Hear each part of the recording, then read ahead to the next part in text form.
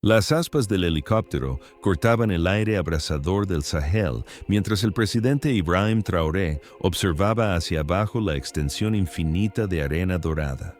Se suponía que esta era una patrulla de seguridad rutinaria a lo largo de la frontera norte de Burkina Faso, pero algo le llamó la atención.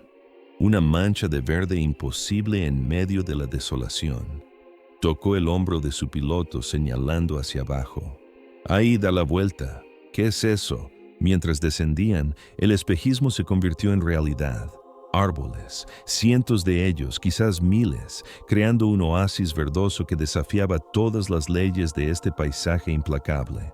Los baobabs extendían sus brazos ancestrales hacia el cielo, las acacias proporcionaban una sombra bendita, y parcelas de hierba alfombraban el suelo entre ellos. Era como si alguien hubiera trasplantado un pedazo del paraíso al mismísimo infierno.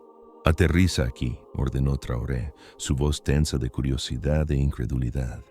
El aterrizaje levantó nubes de polvo que se asentaron para revelar a un anciano acercándose a su aeronave. Se movía con el andar pausado de alguien que había aprendido la paciencia del desierto mismo. Su piel estaba curtida como cuero antiguo, su barba blanca atrapaba la luz de la tarde, pero sus ojos tenían una claridad que hablaba de propósito inquebrantable. Llevaba un bastón de madera en una mano y una pequeña regadera en la otra, como si su llegada fuera meramente una interrupción en su rutina diaria. Traoré salió del helicóptero, su escolta de seguridad flanqueándolo con armas listas, pero el anciano no mostró temor. En cambio, ofreció una sonrisa gentil y levantó su mano libre en saludo. «Bienvenido a mi bosque», dijo el hombre en muré, su voz cargada de la sabiduría grave de décadas. «Soy Yakuba Sawadogo, aunque los árboles me conocen mejor que la mayoría de las personas». El presidente se encontró momentáneamente sin palabras. Aquí, en lo que debería haber sido un páramo estéril, estaba un hombre que aparentemente había obrado un milagro. El contraste era asombroso. Detrás de Yakuba se extendían casi 40 hectáreas de bosque próspero, mientras que más allá de sus límites se reanudaba la vista familiar de tierra agrietada y matorral en dificultades. «¿Cómo?», fue todo lo que Traoré logró decir. Yakuba se rió entre dientes, un sonido como agua sobre piedras. De la misma manera que un niño aprende a caminar. Un paso a la vez, un árbol a la vez, una estación a la vez. He estado plantando aquí durante 30 años. 30 años. El número flotó en el aire como incienso. Traoré hizo cálculos rápidos. Este hombre había comenzado su trabajo cuando el país aún era alto volta. Había continuado a través de golpes de Estado y convulsiones políticas, a través de sequías e inundaciones, a través del surgimiento de grupos extremistas que ahora plagaban la región. Mientras los políticos habían prometido cambio, este agricultor realmente lo había creado. Pero el suelo aquí, interrumpió uno de los asesores de Traoré, pateando la tierra compacta fuera de los límites del bosque. «Nada debería crecer aquí. Las lluvias apenas llegan a 400 milímetros al año». Los ojos de Yakuba brillaron con la satisfacción de alguien que había escuchado esta objeción incontables veces. «Ven, déjame mostrarte algo». Los llevó a una sección donde jóvenes plantones estaban echando raíces. El suelo aquí era diferente, más suave, más oscuro, marcado por incontables pequeñas depresiones que formaban un patrón natural a través del paisaje. «Pozos hay», explicó, poniéndose en cuclillas junto a uno de los hoyos. «Esta es tecnología que nuestros ancestros conocían, pero muchos han olvidado. Cavas estas cuencas durante la estación seca, las llenas con materia orgánica, hojas, estiércol animal, lo que sea que la tierra proporcione. Cuando llegan las lluvias, incluso la más pequeña llovizna se acumula aquí en lugar de escurrirse. Las semillas tienen tiempo de beber antes de que el sol les robe el agua de vuelta». Señaló hacia un árbol maduro cercano, cuyo dosel proporcionaba sombra misericordiosa. «Ese lo planté en 1995, durante la peor sequía que se recuerde. Todos decían que estaba loco, que estaba desperdiciando mi tiempo y energía. Pero mírala ahora, ha dado a luz a docenas de otros, y ellos a docenas más». Traoré caminó más profundo en el bosque, su escolta de seguridad nerviosa pero siguiéndolo. La temperatura bajó perceptiblemente bajo el dosel y el aire tenía una humedad que parecía imposible en esta región. Los pájaros cantaban desde las ramas arriba, especies que habían desaparecido de gran parte del Sahel mientras avanzaba la desertificación. Podía escuchar el susurro de pequeños animales en la maleza, el zumbido de insectos que indicaba un ecosistema próspero. Esto no se trata solo de árboles, se dio cuenta Traoré en voz alta. No, coincidió Yacuba, su voz tomando la cadencia de un maestro que finalmente había encontrado un estudiante entusiasmado. Esto se trata de esperanza, esto se trata de probar que el desierto no tiene que ganar, que nuestros hijos no tienen que heredar un páramo. Cada árbol que planto es una oración por el futuro, una promesa de que mañana puede ser más verde que hoy.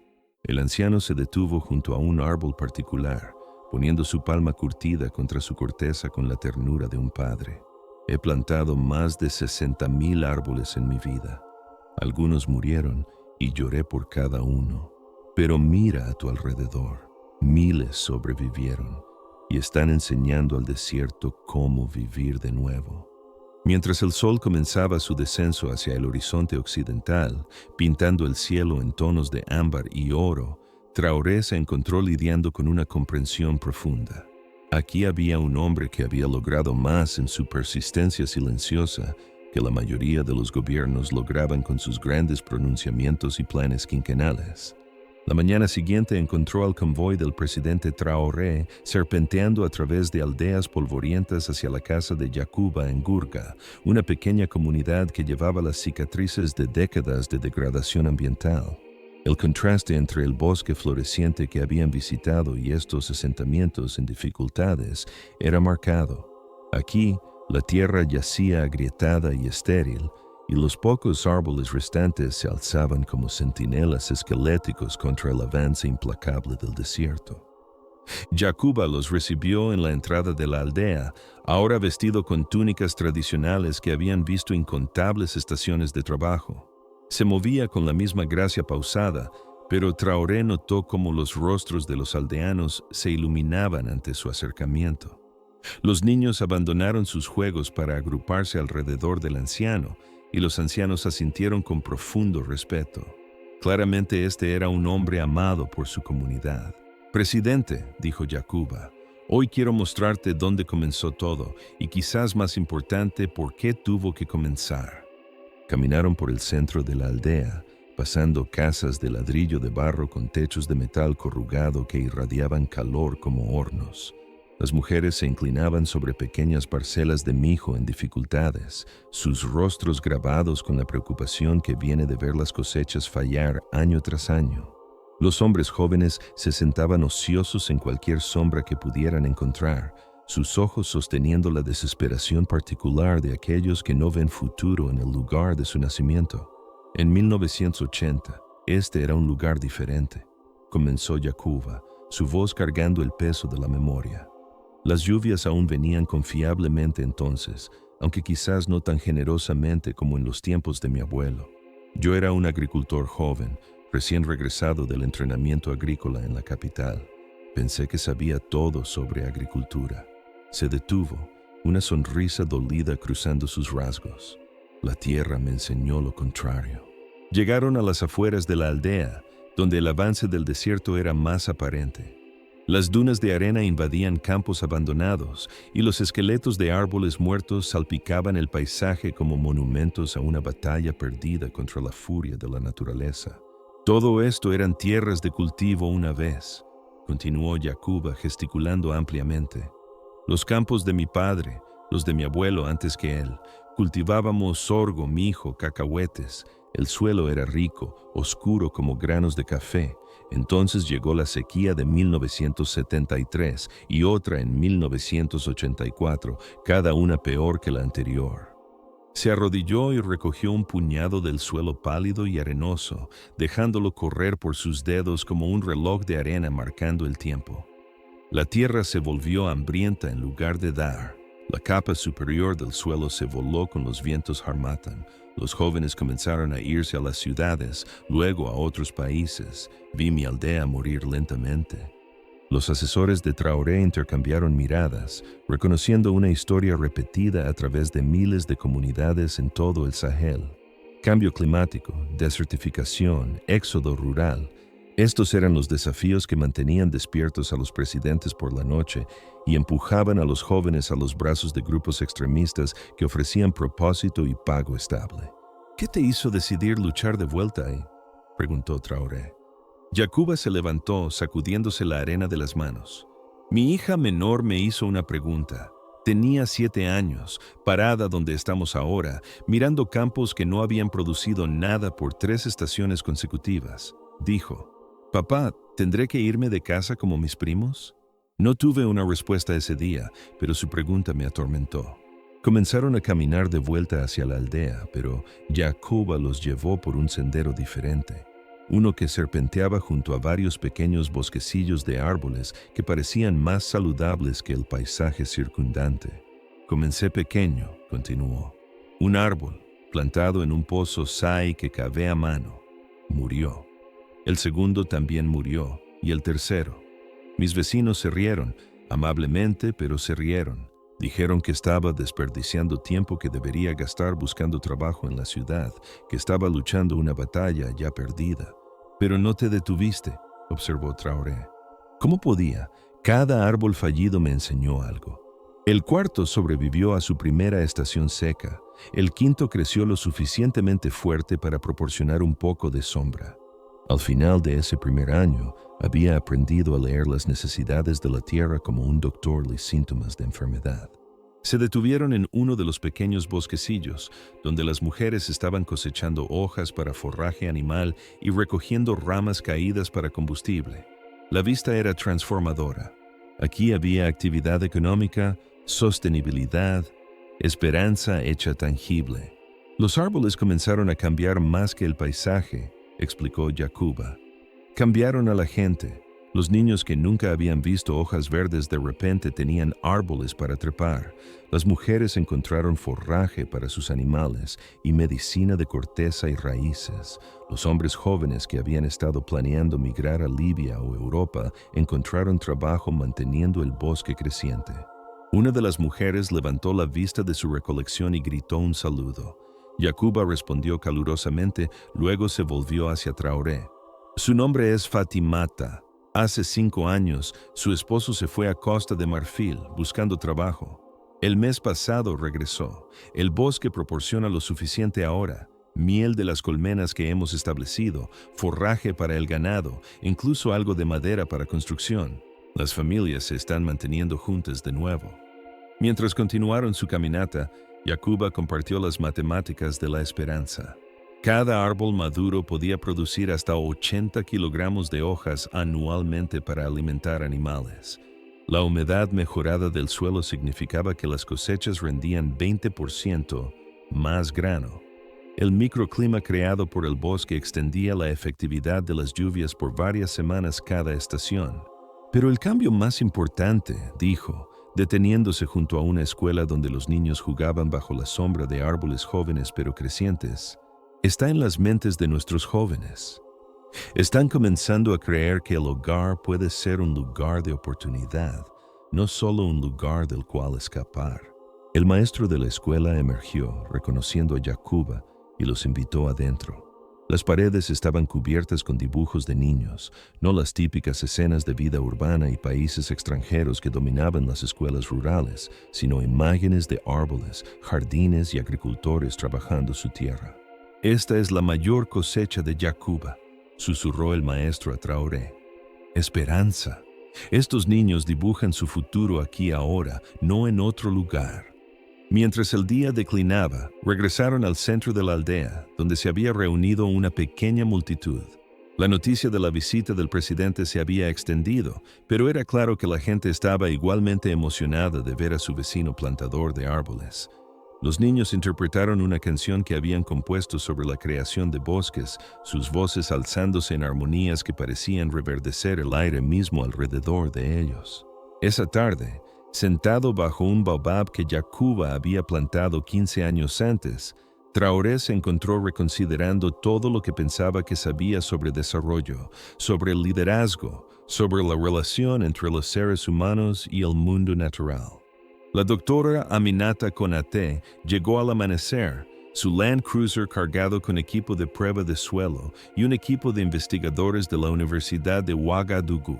Como la principal científica ambiental de Burkina Faso, había acordado acompañar al presidente Traoré en su visita de seguimiento para documentar lo que privadamente sospechaba que podría ser más folclore que silvicultura. 2 horas después, mirando sus muestras de suelo y lecturas de humedad, estaba revisando cada suposición que había traído al bosque de Yacuba. «Esto no debería ser posible», murmuró, sosteniendo un vial de tierra rica y oscura extraída debajo el dosel de árboles. El área circundante prueba menos del 2% de materia orgánica. Esta muestra muestra 8% de contenido orgánico, niveles típicos de climas templados con lluvia regular.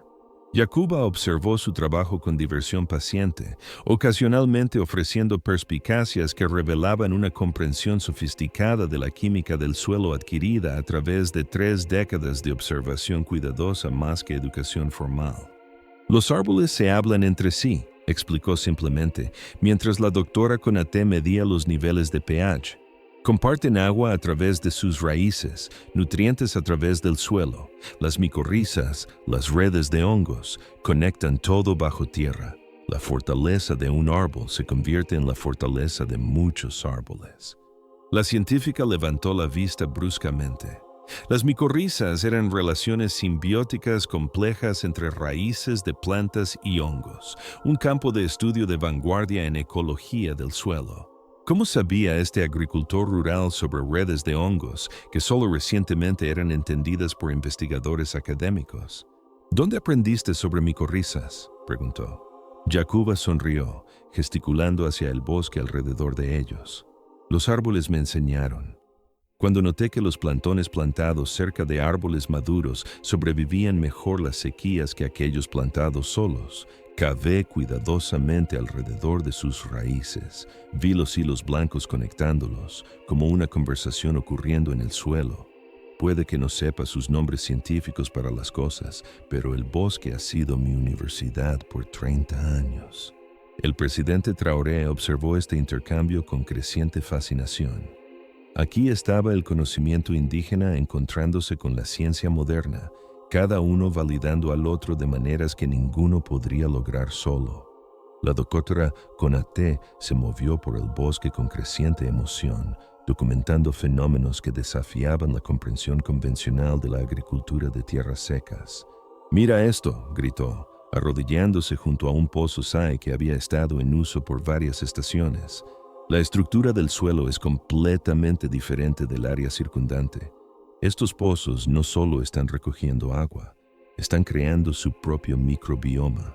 La materia orgánica ha atraído lombrices de tierra que mejoran aún más la textura del suelo y el ciclo de nutrientes». Recolectó muestras de varias profundidades, explicando a Traoré cómo la técnica simple de Yacuba había logrado lo que proyectos de irrigación costosos a menudo fallaban en lograr. El sistema SAE no solo conserva agua, reconstruye la biología del suelo. Cada pozo se convierte en un pequeño ecosistema que gradualmente se expande hacia afuera. Yacuba los llevó a una sección del bosque donde había estado experimentando con diferentes combinaciones de especies de árboles. «No todos los árboles son amigos entre sí», observó, señalando áreas donde ciertas especies prosperaban en proximidad mientras otras luchaban. «Las acacias fijan nitrógeno del aire, alimentándolo al suelo. Los baobabs almacenan agua en sus troncos y la comparten durante períodos secos.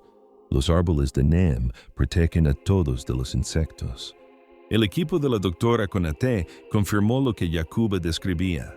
Los niveles de nitrógeno del suelo eran significativamente más altos cerca de los árboles de acacia. El contenido de humedad permanecía elevado durante toda la estación seca en áreas dominadas por baobabs. El daño de insectos era mínimo comparado con las plantaciones de monocultivo que había estudiado en otros lugares. «Esta es silvicultura de policultivo en su forma más sofisticada», le dijo a Traoré. El manejo forestal europeo apenas está comenzando a entender estos principios. Yacuba ha estado practicando agroforestería de vanguardia por décadas. Subieron una pequeña colina en el centro del bosque, donde un viejo baobab servía como observatorio natural. Desde este punto ventajoso, el alcance completo del logro de Yacuba se hizo aparente.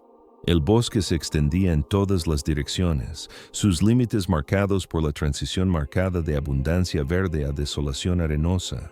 Las imágenes satelitales de 1985 muestran toda esta área como tierra degradada, reportó la doctora Konaté, consultando datos en su tableta. Para 2000, podemos detectar el primer aumento significativo de vegetación.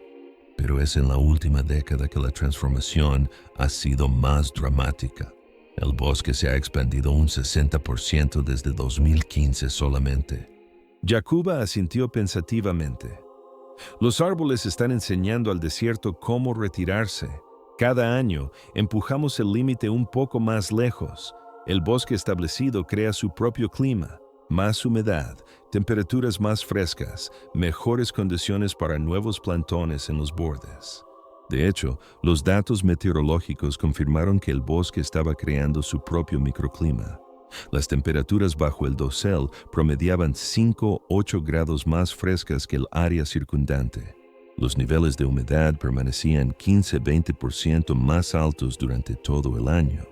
Más notablemente, el bosque parecía estar generando sus propios patrones de lluvia. Pequeñas nubes convectivas a menudo se formaban sobre el dosel durante la estación caliente. Esta es siembra de nubes a través de procesos biológicos, se maravilló la doctora Konaté. Los árboles están liberando humedad y partículas que fomentan la formación de nubes. Has creado un bucle de retroalimentación positiva donde el bosque literalmente hace su propia lluvia. Esa tarde visitaron la aldea de Guille, a 20 kilómetros de distancia, donde Yacuba había ayudado a establecer un proyecto de restauración forestal manejado por la comunidad basado en sus métodos. Aquí, 300 familias habían restaurado colectivamente 800 hectáreas de tierra degradada usando pozos zai y plantación estratégica de árboles.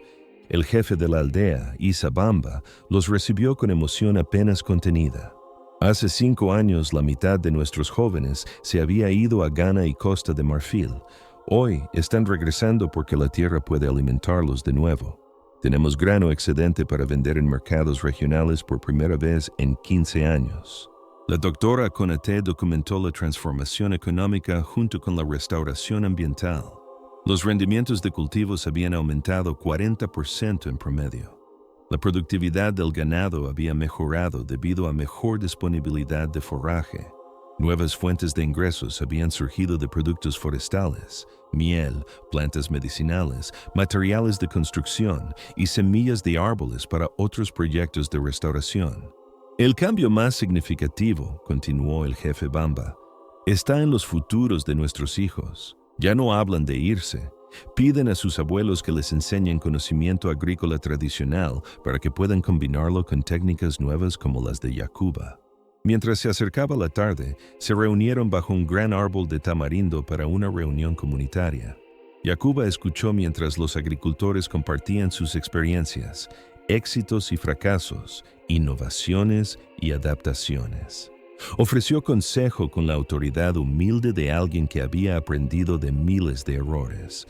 Cada ubicación requiere su propio enfoque, le dijo a un agricultor que luchaba con la mortalidad de árboles en suelos arenosos. La tierra habla diferente en cada lugar.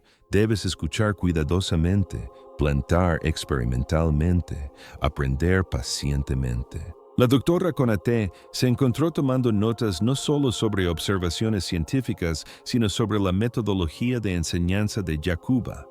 Aquí estaba la educación ambiental en su forma más efectiva, práctica, basada en lugar, enraizada en necesidades comunitarias inmediatas, pero fundamentada en comprensión ecológica sofisticada. Mientras se preparaban para irse, ella llevó al presidente Traoré aparte. Esto no es solo restauración forestal, dijo silenciosamente.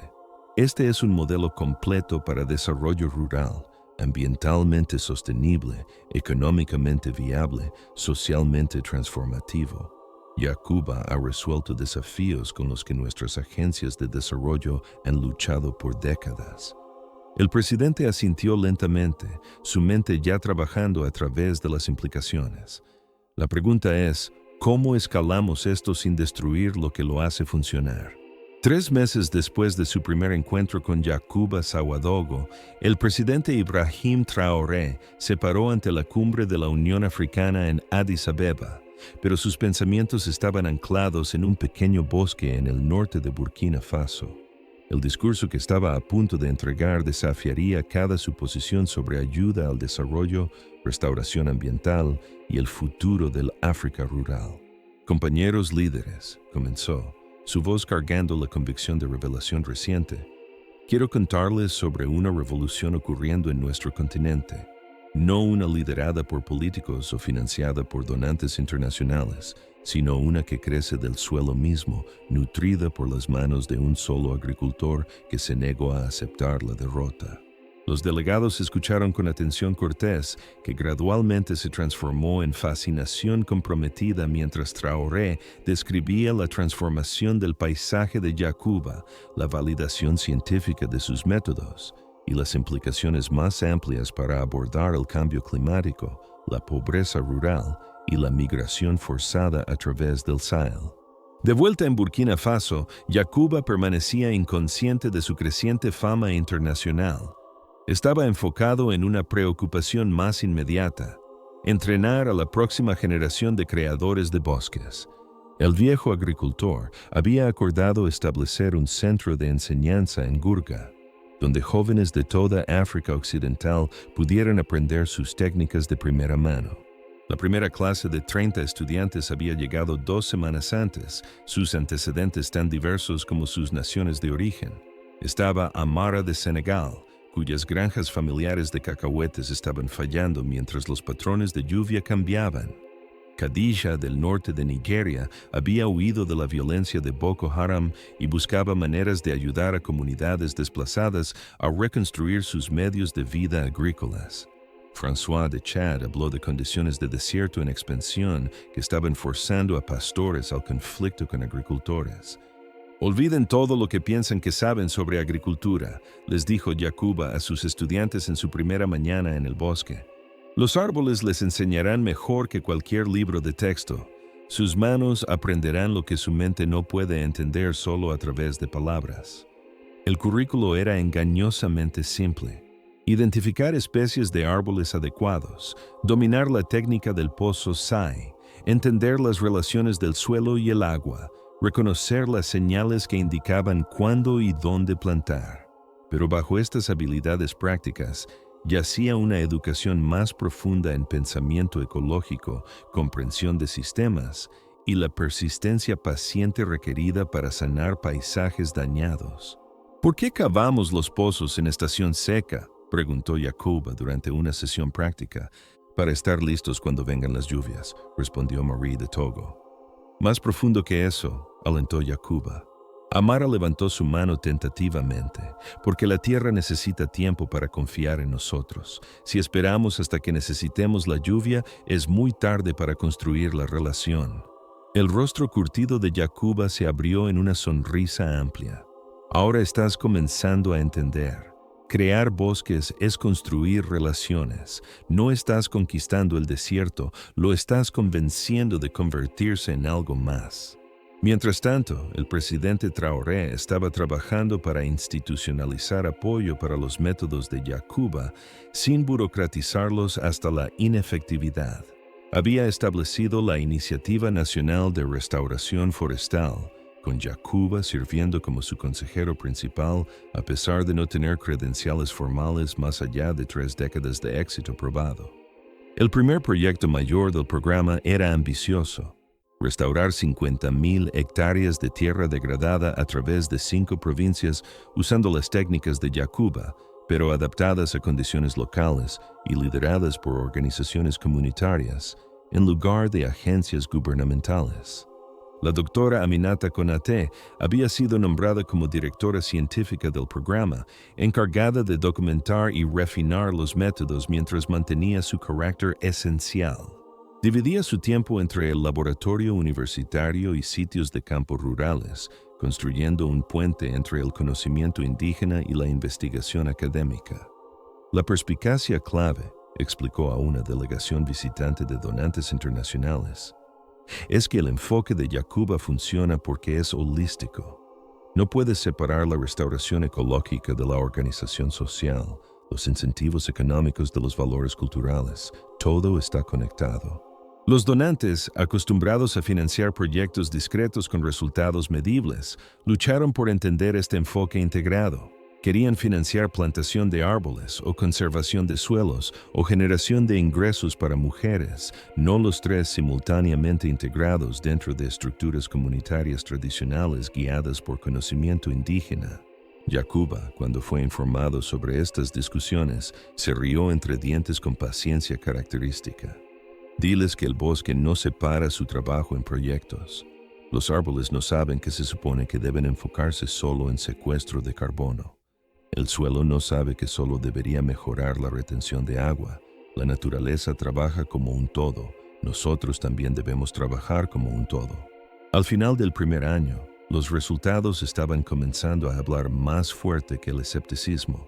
Las imágenes satelitales mostraban áreas verdes en expansión alrededor de cada uno de los 50 sitios del proyecto. Los datos hidrológicos indicaban recarga mejorada de agua subterránea en las áreas del proyecto. Las encuestas agrícolas documentaron rendimientos crecientes de cultivos y diversidad dietética en comunidades participantes.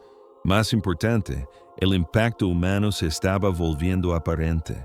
La migración fuera de las áreas del proyecto había disminuido dramáticamente, mientras que la migración de retorno estaba comenzando a ocurrir. Los jóvenes que se habían ido a las ciudades estaban regresando con nuevas habilidades y capital, combinando experiencias urbanas con compromiso renovado al desarrollo rural. El centro de enseñanza de Yacuba se había expandido para acomodar 200 estudiantes por sesión, con listas de espera extendiéndose meses en el futuro. Los graduados estaban regresando a sus países de origen y estableciendo sus propios proyectos de restauración forestal, creando una red de practicantes a través del Sahel y más allá. Una tarde, mientras Yacuba caminaba por su bosque original conduciendo su inspección diaria, encontró un grupo de sus estudiantes sentados en discusión animada bajo un gran árbol que había plantado 25 años antes. Estaban debatiendo el espaciado óptimo para plantones de acacia en suelos arenosos, dibujando diagramas en el polvo y refiriéndose a papers científicos en sus teléfonos móviles. «Maestro», gritó Khadija al notar su acercamiento, «hemos estado discutiendo tu observación sobre personalidad de árboles. François piensa que estás siendo poético, pero Amara insiste en que lo dices literalmente». Yacuba se acomodó en un tronco caído, gesticulando para que continuaran su debate. Después de escuchar ambos lados, señaló 2 árboles baobab cercanos, uno extendiéndose amplio y generoso con su sombra, el otro creciendo alto y estrecho, sus ramas alcanzando hacia arriba en lugar de hacia afuera. «Misma especie, mismo suelo, misma lluvia», observó. «Pero mira qué diferente han elegido crecer. Los árboles, como las personas, tienen respuestas individuales a circunstancias compartidas. Entender esto, no solo creerlo, sino verlo y trabajar con ello, esta es la diferencia entre plantar árboles y cultivar bosques». Mientras pasaron los meses, la atención internacional continuó creciendo. Yacuba se encontró recibiendo delegaciones de agencias de desarrollo, instituciones de investigación y ministerios gubernamentales de toda África y más allá. Recibía estas visitas con humildad graciosa, pero permanecía enfocado en su trabajo primario: enseñar a jóvenes a leer el lenguaje de paisajes y hablar el vocabulario de restauración. El reconocimiento más significativo no vino de premios internacionales u honores gubernamentales, sino del verdecimiento gradual del paisaje más amplio. Otros agricultores, inspirados por el éxito de Yacuba, y entrenados por sus estudiantes, estaban comenzando sus propios esfuerzos de restauración. El bosque estaba enseñando a la gente cómo hacer más bosques. En una mañana clara a principios de octubre, mientras la estación lluviosa estaba terminando y los árboles mostraban su vigor post-monzón, Yacuba se paró en el punto más alto de su bosque y observó la transformación que lo rodeaba. 30 años de trabajo se extendían en todas las direcciones, miles de árboles que había plantado, cuidado y visto crecer en una catedral viviente de posibilidad. Pero sus ojos no estaban enfocados en lo que ya había logrado. En cambio, estaba mirando hacia el horizonte, donde parches de verde estaban comenzando a aparecer en paisajes que habían estado estériles solo unas pocas estaciones antes. Estudiantes y agricultores a través de la región estaban extendiendo su trabajo, creando nuevos bosques que los sobrevivirían y continuarían el trabajo paciente de sanar tierras dañadas. Los árboles nos están enseñando la lección más importante, murmuró para sí mismo, sus palabras llevadas por una brisa que olía a cosas crecientes y lluvia distante. Una semilla, plantada con intención y cuidada con persistencia, puede convertirse en un bosque, y un bosque puede enseñar a un continente cómo volverse verde de nuevo. En la distancia, un grupo de niños de la aldea podía escucharse cantando mientras cuidaban su propio pequeño vivero de plantones, sus voces alzándose con la niebla matutina para unirse al coro de pájaros que habían regresado a llamar hogar a este paisaje renacido. El futuro estaba echando raíces, un árbol a la vez.